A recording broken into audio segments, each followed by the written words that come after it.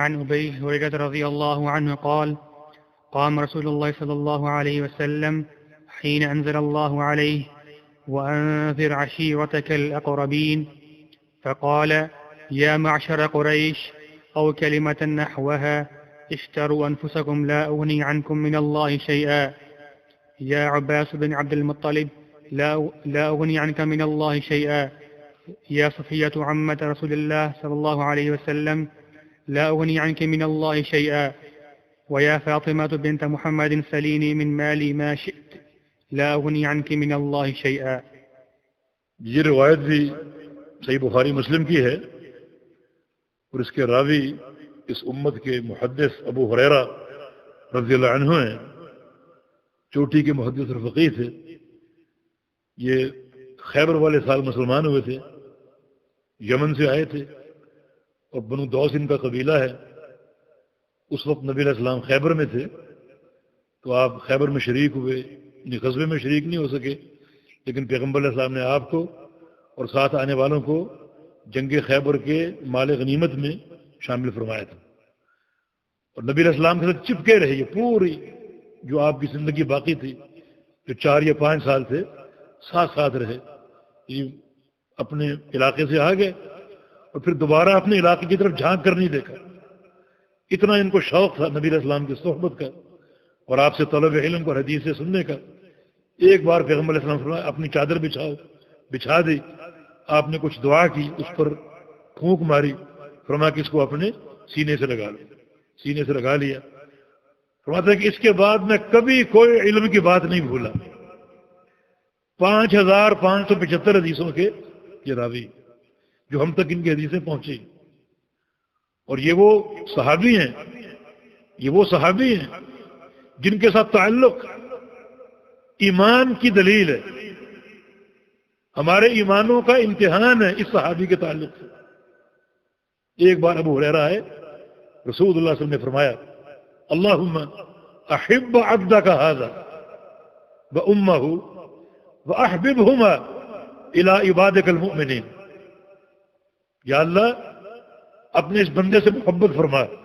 ابو ہریرہ سے اپنے اس بندے سے محبت فرما اور اس کی ماں سے بھی محبت فرما, اور ان دونوں کو اپنے مومن بندوں کا محبوب بنا دے. یہ ابو ہریرہ کے مناقب میں سے اپنے مومن بندوں کا ان دونوں کو محبوب بنا دے. اس کا معنی کیا ہوا؟ جس بندے کے دل میں ابو ہریرہ کی محبت ہے وہ سچا مومن, اور جس شخص کے دل میں اس عظیم صحابی کے بارے میں کوئی خلل ہے, کسی قسم کی نفرت کے جذبات ہیں, وہ اپنے ایمان کا محاسبہ کرے. اس کا ایمان مشبوہ ہے. ہم دیکھتے ہیں بڑے فرقے اور بہت سے لوگ ابو ہریرہ پر طعنہ زنی کرتے رضی اللہ. کوئی کہتا ہے غیر فقیہ ہیں اور کوئی کسی اعتبار سے ان پر طعنہ زنی کرتا ہے. ان سب کے عقیدے اور ایمان مشبوہ ہیں, لیکن ان کی محبت جس شخص کے دل میں ہوگی, سچی محبت, انشاءاللہ وہ سچا مومن ہوگا.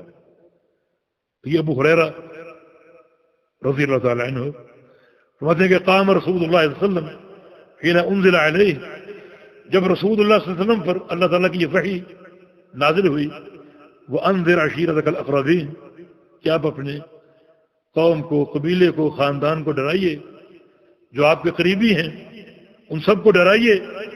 فقال, تو نبی علیہ السلام کھڑے ہوئے اور فرمایا یا معاشر قریش, اے قریشیو, او کلمۃ نحوھا, اس جیسا اور کلمہ آپ نے کہا, اشتروا انفسکم, اپنی جانوں کو خرید لو, اپنی جانوں کو خرید لو. کس چیز کے ساتھ؟ سچے عقیدے کے ساتھ, توحید کے ساتھ, ایمان باللہ کے ساتھ, تاکہ یہ جنت کا اثاثہ بن جائیں, یہ جہنم کا ایندھن نہ بن جائیں. جہنم سے بچا لو انہیں, عمل صالح سے خرید کر, ایمان سے خرید کر, اللہ کی توحید سے خرید کر ان کو جہنم سے آزاد کرا لو اور جنت کے داخلے کا ذریعہ بنا لو اپنے عمل کے ذریعے. لا اغنی عنکم من اللہ شیئا, میں اللہ تعالیٰ سے تمہاری کچھ کفایت نہیں کر سکوں. یہ مت سمجھنا کہ ہمارا بھائی یا ہمارا بھتیجا اللہ کا نبی ہے ہم کو بچا لے گا. نہیں، اس دن تمہارے کسی کام نہیں آ سکے گا. یعنی پیغمبر اسلام کی بے بسی، بے اختیاری دنیا میں ملاحظہ کر لی اور یہ قیامت کا معاملہ بھی دیکھ لیجیے.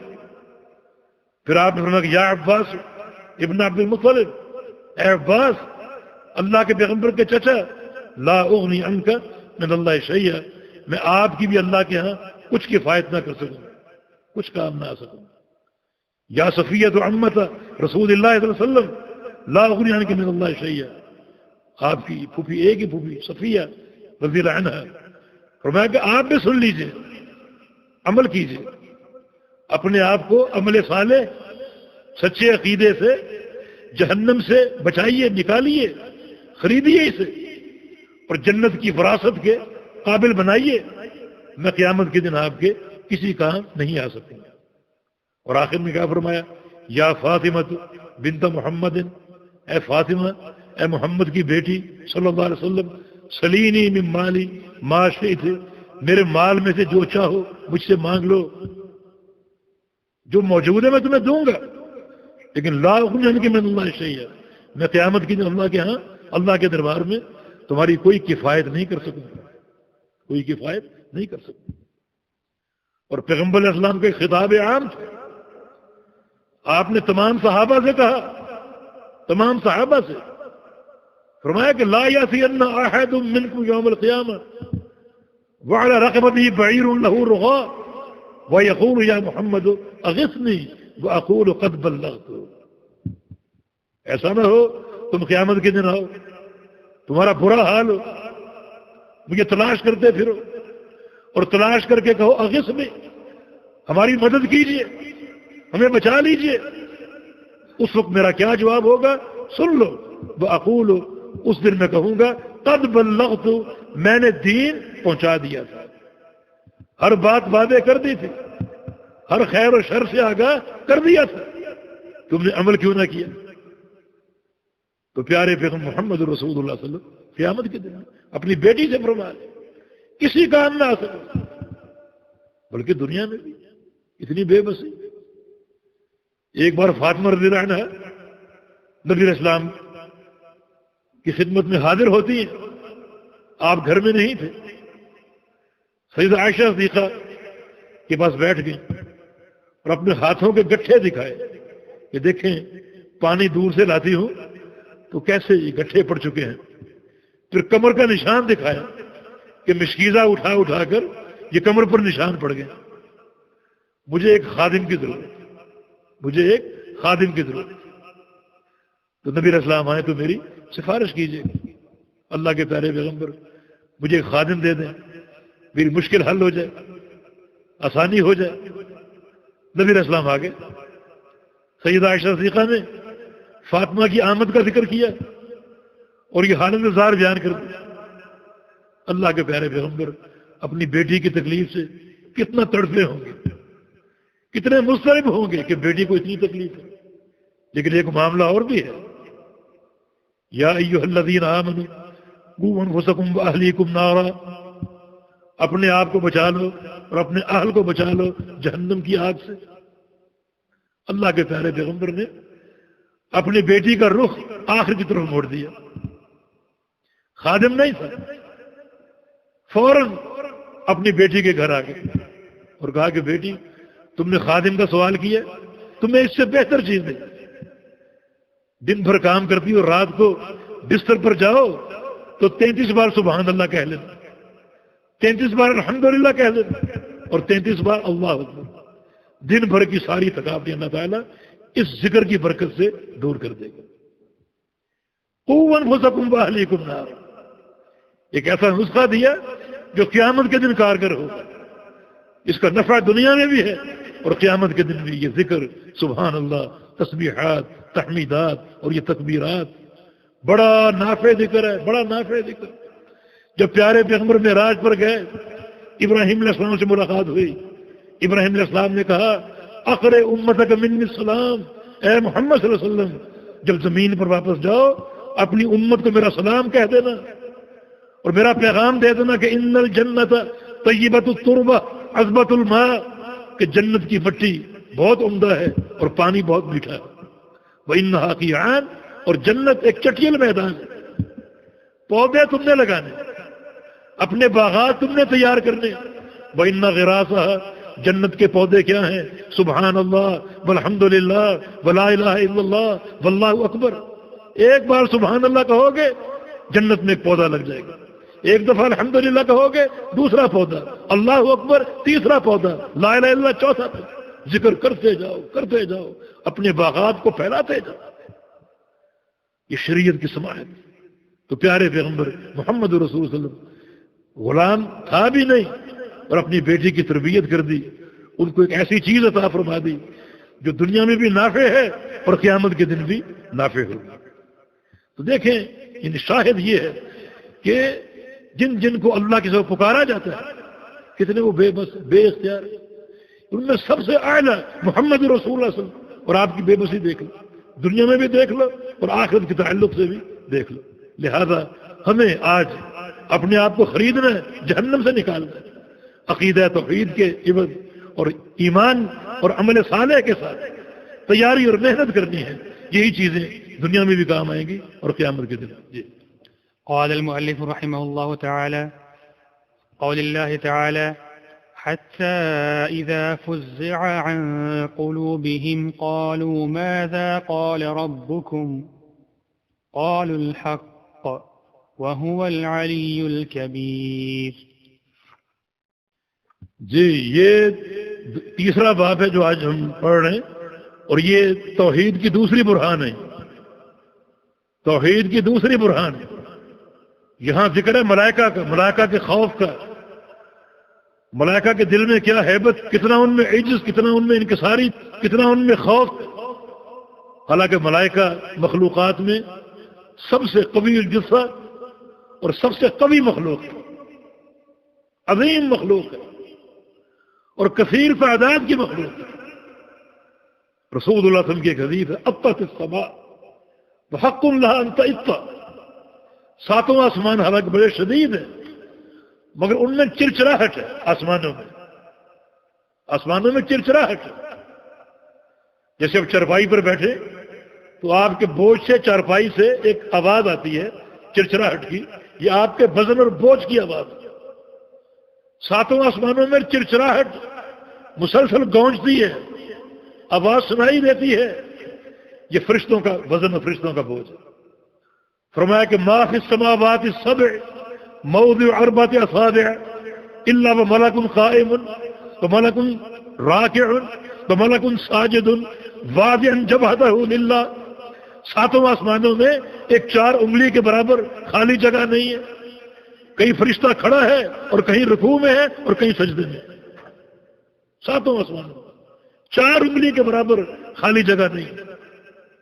جو فرشتہ قیام میں ہے وہ کب سے قیام میں ہے؟ جب سے پیدا ہوئے. اور کب تک رہے گا؟ جب تک قیامت قائم نہ ہوگا. جو فرشتہ رکوع میں ہے وہ کب سے رکوع میں ہے؟ جب سے پیدا ہوا. اور کب تک رکوع میں رہے گا؟ جب تک قیامت قائم نہ ہو جائے. جو فرشتہ سجدے میں ہے وہ کب سے سجدے میں ہے؟ جب سے پیدا ہوا. اور کب تک سجدے میں رہے گا؟ جب تک قیامت قائم نہ ہو جائے. اور جب قیامت قائم ہوگی یہ سارے فرشتے کھڑے ہوں گے، اپنے پروردگار کی طرف جائیں گے.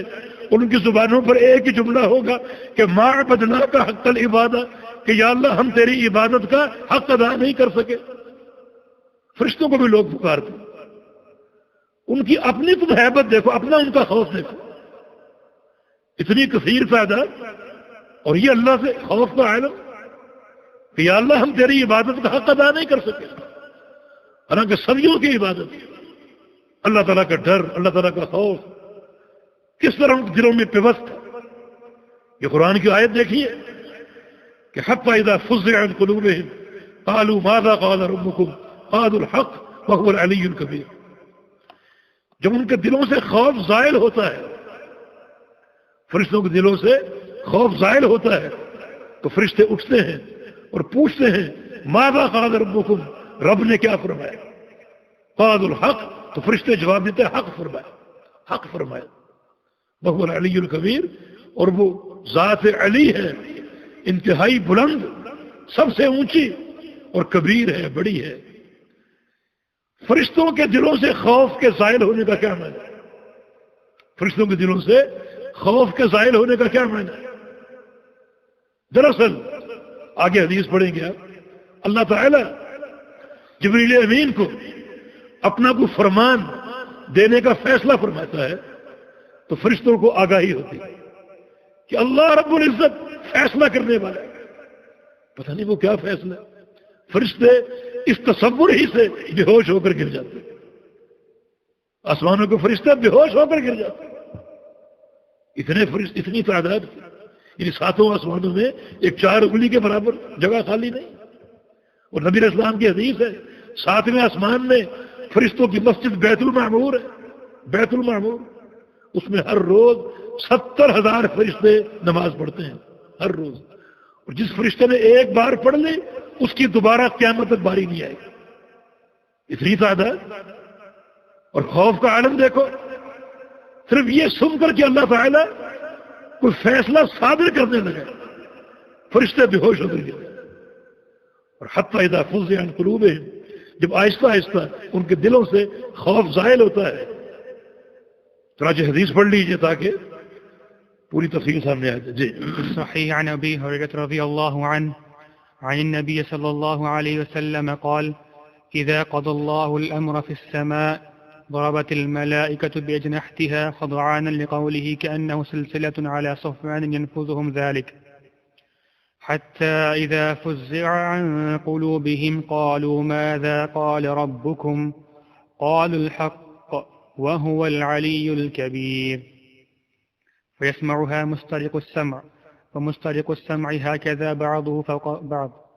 وصفه سفيان بكفه فحرفها وبدد بين أصابعه، فيسمع الكلمة فيلقيها إلى من تحته، ثم يلقيها الآخر إلى من تحته حتى يلقيها على لسان ساحر أو الكاهن، فربما أدركه الشهاب قبل أن يلقيها، وربما ألقاها قبل أن يدركه فيكذب معها 100 كذبة، فيقال أليس قد قال لنا يوم كذا وكذا كذا وكذا، فيصدق بتلك الكلمة التي سمعت من السماء۔ جزاک اللہ خیر۔ یہ حدیث بھی صحیح بخاری مسلم کی ہے، جناب ابو ہریرہ رضی اللہ عنہ کی روایت سے فرماتے ہیں کہ رسول اللہ صلی اللہ علیہ وسلم نے ارشاد فرمایا: اذا قضى الله الامر في السماء، اللہ تعالیٰ جب آسمانوں میں کسی امر کا فیصلہ فرماتا ہے تو فرشتوں کو آگاہی ہوتی ہے، ضربت الملائکۃ باجنحتها خضعانا لقوله، تو فرشتے اپنے پر پھڑاتے ہیں، اپنے پروں کو مارتے ہیں، خضعانا لقوله، اللہ کے فیصلے کی ہیبت سے، اللہ تعالیٰ کے اس فرمان، اس قول کی ہیبت سے اپنے پروں کو مارتے ہیں۔ کأنہ سلسلۃ علی صفوان، جیسے آپ ایک سنگل یا زنجیر لوہے کی اسے کسی چٹیل، کسی جو ہے وہ کسی پتھر پر ماریں، جیسے ایک رخام ہے، سنگ مرمر ہے، اس پر آپ زنجیر ماریں یا ایک لوہے کا سنگل ماریں تو جیسی آواز پیدا ہوتی ہے ویسی آواز فرشتوں کے پروں سے جو ضربیں لگتی ہیں ان سے وہ آواز پیدا ہوتی ہے۔ ینفذہم ذالک، اللہ تعالیٰ ان کے دلوں میں وہ اپنا قول اور اس قول کی ہیبت داخل کرتا ہے۔ حتی اذا فزع عن قلوبہم، حتیٰ کہ جب ان کے دلوں سے خوف دور ہوتا ہے اور آہستہ آہستہ وہ ہوش میں آتے ہیں، قالوا ماذا قال ربکم، تو آپس میں پوچھتے ہیں کہ اللہ تعالیٰ نے کیا فرمایا۔ اس کی تفصیل یہ ہے کہ سب سے پہلے جبریل امین جو ہیں ان کے دل سے خوف ظاہر ہوتا ہے اور وہ ہوش میں آتے ہیں اور اللہ کا فرمان لیتے ہیں وہ، اور پھر فرشتوں کے پاس سے گزرتے ہیں، جس کے پاس سے گزرتے ہیں وہ سب فرشتے آہستہ آہستہ اپنے ہوش میں، اور دل سے خوف ظاہر ہوتا ہے تو کھڑے ہو کر پوچھتے ہیں کہ پروردگار نے کیا فیصلہ کیا۔ فرماتے ہیں کہ حق فیصلہ کیا، اللہ کا ہر فیصلہ حق ہے، ہر فیصلہ سچا ہے اور صدق ہے۔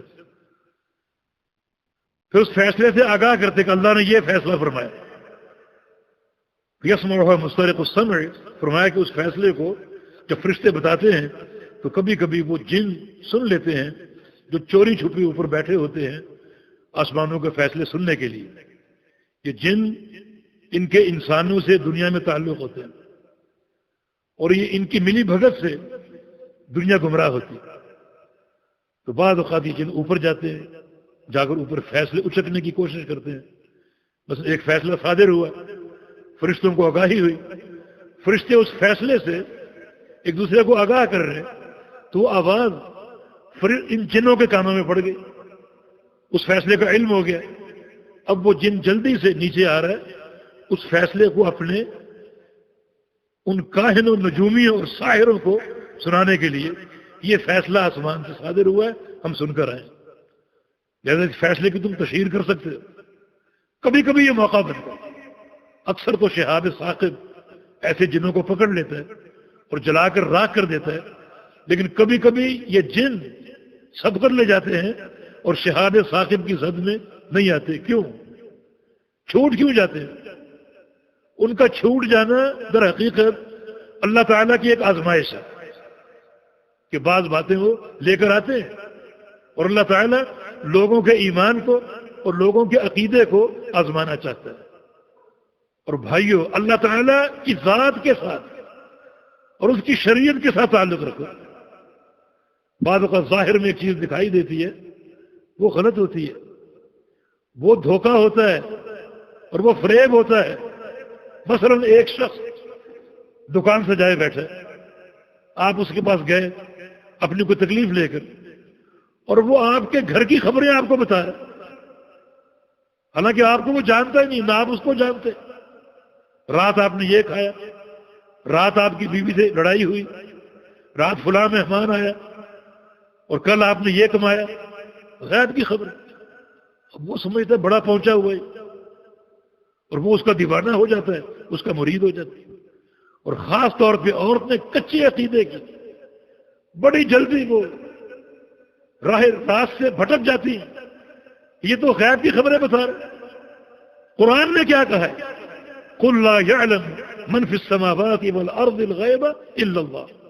اے پیغمبر کہہ دو، آسمانوں اور زمینوں کی کوئی مخلوق غیب نہیں جانتی، صرف اللہ جانتا۔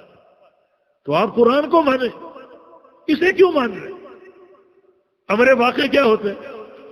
ہر شخص کے ساتھ ایک شیطان ہوتا ہے، وہ شیطان اس ساحر سے ملا ہوا ہے جس کے پاس آپ جا رہے ہیں، اور وہ جا کر پہلے سے آپ کی کل کی خبریں بیان کر دیتے ہیں۔ کل آپ نے یہ کھایا، یہ پیا، فلاں سے ملاقات ہوئی، فلاں مہمان آیا، فلاں سے جھگڑا ہوا، یہ کمایا، وہ کل کی خبریں اس کو پہلے جا کر بتا دیتے ہیں۔ جو مرد ہے اس کو اس سے آگاہ کر دیتے ہیں۔ اب وہ بتا رہا آپ کو یہ تکلیف ہے، یہ بیماری ہے، کل آپ نے یہ کمایا، یہ کھایا، یہ پیا، اور یہ حیران، یہ تو بڑا پہنچا ہوا ہے، بڑا پہنچا ہوا، چنانچہ اس کا مرید بن جاتا۔ اور یہ عقیدے کا انحطاط ہے۔ آپ قرآن کو مانیں، قرآن پاک کے فرمان کے مقابلے میں ہر چیز ہیچ، سب ختم ہے، جھوٹے ہیں یہ لوگ۔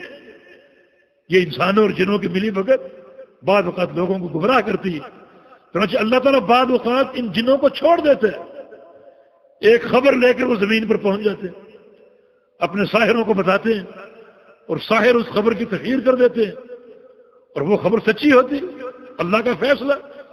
اب لوگ ان کے معتقد ہو جاتے ہیں کہ اس نے فلاں دن جو بات بتائی تھی وہ سچ ثابت ہوئی، حالانکہ ہر روز جھوٹ بولتے، 100 جھوٹ ان کے یاد نہیں ہوتے، ایک سچ ان کا یاد ہوتا۔ یعنی کس قدر حماقت ہے لوگوں میں، کتنے اس امتحان میں ناکام ہے۔ ایک ان کا سچ ان کا یاد ہے، اس کے مقابلے میں 100 جھوٹ فراموش کر دیتے ہیں۔ اور یہ کتاب و سنت جو شروع سے لے کر آخر تک سچ ہی سچ ہے، اس کے ساتھ کوئی تعلق نہیں۔ وہ ہمارے سندھ میں کسی نے ٹماٹر کاٹا تو اس کے بیج اتفاقاً ایسے نکلے کہ جیسے اللہ لکھا ہوا، اس نے ڈھڈورا پیٹ دیا، ٹماٹر میں اللہ کا نام۔ اب سندھ بھر سے لوگ جا رہے ہیں ٹماٹر دیکھنے کے، اس کو نذرانے پیش کر رہے ہیں، اور وہ کتاب جو اللہ کے عرش سے اتری، اللہ نے بھیجی، جس کی ہر ورق پر اللہ کا نام لکھا ہوا ہے، اسے کوئی نہیں پڑھتا، اسے کوئی نہیں کھولتا۔ وہ ٹماٹر دیکھنے گئے جو 2 دن بعد سڑ گل گیا اور بات ختم ہو گئی۔ یہ لوگوں کے عقیدے۔ تو اللہ تعالیٰ کی آزمائش ہے جو بعض اوقات یہ جن آسمان کی خبر لے آتے ہیں، چنانچہ لوگ اس ایک خبر کو مان لیتے ہیں اور 100 جھوٹ فراموش کر دیتے ہیں اور قرآن و حدیث کو نہیں مانتے، جس کی ہر خبر سچی ہے، ہر فرمان سچا ہے اور حق کی حق ہے۔ نبی اسلام فجر سے قبل دعا کیا کرتے تھے، اللہم انت الحق قولک الحق وعدک حق لقاؤک حق والجنت حق والنار حق والنبیون حق ومحمد حق، حق کی حق، اسے کوئی نہیں دیکھتا۔ چنانچہ یہ جو جن ہیں اوپر نیچے تلے نیچے بیٹھے ہوتے ہیں اور خبریں اچکنے کی کوشش کرتے ہیں تو شہاب ثاقب لپکتا ہے ان کی طرف اور ان کو جلا کے راکھ کر دیتا ہے، اور بعض اوقات وہ خبر اچکنے میں کامیاب ہوتے ہیں اور شہاب سے بچ کر نیچے پہنچ جاتے ہیں اور اپنے دوستوں کو، ساتھیوں کو جو انسان ہیں ان کو آگاہ کر دیتے ہیں اور وہ اس خبر کو نشر کرتے ہیں اور لوگ اس ایک سچ پر یقین کر کے ان کے 100 جھوٹ فراموش کر دیتے ہیں۔ یہ پرلے درجے کی جہالت ہے۔ تو اس حدیث سے شاہد کیا ہے؟ فرشتوں کا خوف۔ اللہ تعالیٰ فیصلہ صادر کرنے لگا اور دل خوف سے بھر گیا اور خوف سے ایک کشی طاری ہو گئی، پھر آہستہ آہستہ ہوش آتا ہے۔ اتنی قوی مخلوق، میں نے کل بتایا تھا نا کہ جو حاملین عرش فرشتے ہیں، حدیث میں آتا ہے کہ ان کے کندھے سے لے کر کان کی لو تک کا فاصلہ اتنا ہے کہ 700 سال کوئی تیز رفتار سوار سفر کرتا رہے، کتنا فاصلہ وہ طے کرے گا، اتنا فاصلہ ایک فرشتے کی کندھے سے لے کر کان کی لو تک۔ اتنی قوی مخلوق، مگر خوف کا عالم دیکھو۔ تو جن کو پکارا جا رہا ہے اللہ کے سوا، ان میں فرشتے بھی، اور فرشتے جو ہیں وہ قوی الجثہ ہے، ان کا ہیکل انتہائی قوی ہے اور ان کی جو ایک جسامت انتہائی قوی ہے، مگر ان کا خوف آپ دیکھیے۔ سارے جبریل امین بھی، نبی علیہ السلام کی حدیث ہے، میں نے ایک بار جبریل امین کو دیکھا وقت سد الافق، چاروں طرف سے آسمان دکھائی نہیں دے رہا تھا۔ اتنی بڑی مخلوق، لہو 600 جناح، 600 پر تھے، چاروں طرف سے آسمان نظر نہیں آ رہا، پورے آسمان کو ڈھانپے ہوئے تھے۔ اور اللہ کے خوف کا عالم دیکھو۔ تو جن کو اللہ کے سوا پکارتے ہو، کیا ان کی بے بسی اور کیا ان کی بے کسی۔ اور یہاں ایک بات اور کہوں گا، آپ ناراض نہ ہوئیے گا، اللہ تعالیٰ کے فیصلے کی ہیبت آپ دیکھیں۔ اللہ تعالیٰ فیصلہ صادر کرنے لگا ہے، فرشتے بے ہوش ہو گئے، آہستہ آہستہ ہوش آئی۔ اب وہ فیصلہ جبریل امین کو حاصل ہوا، فرشتوں کو آگاہی ہوئی۔ اب جبریل امین اس فیصلے کو لے کر نیچے آ رہے محمد رسول اللہ صلی اللہ علیہ وسلم کے پاس۔ انہیں آسمانوں پر فیصلے کی عظمت اور فیصلے کی ہیبت پوری طرح قائم اور طاری ہو چکی ہے۔ اب فرشتہ جبریل امین اس کو لے کر نیچے آ رہے، اور نیچے کیسے آ رہے؟ چاروں طرف آگے پیچھے دائیں بائیں فرشتوں کی تعداد ساتھ ہے، تاکہ راستے میں کوئی اس فیصلے کو تبدیل کرنے کی کوشش نہ کرے۔ فرشتوں کی ایک تعداد ساتھ ہے، اور جب جبریل امین وہ وحی اللہ کے پیغمبر پر پڑھتے ہیں تو وہ تعداد چاروں طرف پھیلی ہوتی ہے۔ اس فیصلے کی عظمت اور ہیبت، جب اللہ کے نبی کو وہ فیصلہ دیتے ہیں تو اللہ کے نبی کی کیفیت کیا ہوتی؟ صحیح بخاری کی حدیث ہے، عائشہ صدیقہ فرماتی ہیں کہ رأیتہ ینظر علیہ الوحی فی الیوم شدید البرد، کہ شدت کی سردی میں اللہ کے پیغمبر پر وحی اترتی، میں نے خود پیغمبر علیہ السلام کو دیکھا، فیفصم عنہ، جبریل امین وحی دے کر جب لوٹتے تو ان جبینہ یتفسد عرقا، تو اللہ کے پیغمبر کی جو جبین ہے، یہ دائیں اور بائیں، یہ سامنے کے حصے کو جبہہ بولتے ہیں اور یہ دائیں اور بائیں کو جبین بولتے ہیں۔ جب فرشتہ وحی دے کر لوٹتا تو اللہ کے پیغمبر کی جبین سے، دائیں اور بائیں سے پسینہ یوں گرتا جیسے آپ رگ کاٹ دیں بکرے کی تو جس طرح خون ابلتا ہے اس طرح پسینہ گرتا ہے۔ کب؟ شدت کی سردی میں، گرمی میں نہیں، شدت کی سردی میں۔ اللہ کے فیصلے کی ہیبت وہ عام پیغام نہیں ہے، بڑا اہم پیغام ہے، اور یہ کیفیت اللہ کے پیغمبر پر 23 سال تک بار بار طاری ہوئی۔ فیصلہ آسمان سے چلا، فرشتوں کی جماعت کے ساتھ نیچے اترا، فرشتوں کی موجودگی میں اللہ کے پیغمبر کے دل پر پیوست ہوا، اور اللہ کے پیغمبر پسینے سے نہا گئے. اب نبی علیہ السلام کو فیصلہ لے کر اپنی قوم کے پاس گئے. قوم کیا کہتی ہے؟ قوم کہتی جادوگر ہے یہ. قوم کہتی کہ ام بہی جنہ، اس کو کوئی جنون ہے، یہ مجنون ہے، شاعر ہے، ساحر ہے. یہ قوم کا رویہ. یعنی پیغمبر علیہ السلام نے کتنی سختیاں جھیلی، پتھر کھائے، راستے میں کانٹے بچھائے.